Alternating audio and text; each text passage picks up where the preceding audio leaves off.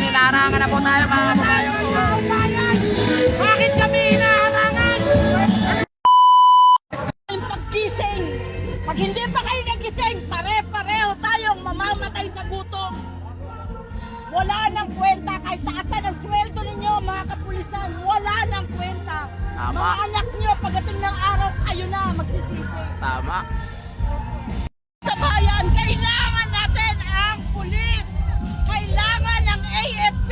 Magising kayo, maawa kayo sa bayan, sa pamilya ninyo.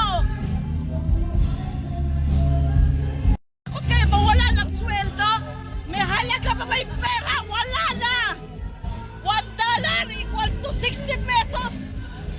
Mabagsak na bagsak ang ekonomiya. Binobola nyo na lang ang media. Oh. Bakit nyo kami dadalhan na napakaraming PNP? Ano kami? Diba? Ayaw nyo, magkagaya, bantayan ninyo. Hindi, ganyan oh. Nagporma kayo, ayaw nyo kami pagsalitain.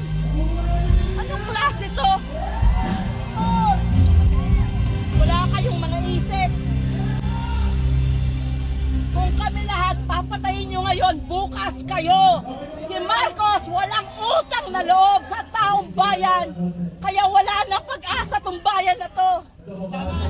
Tama. Wala sa sabong na dibdib ko sa nakikita ko. Bakit hindi niya pabayaan pumunta ang tao dito, makinig?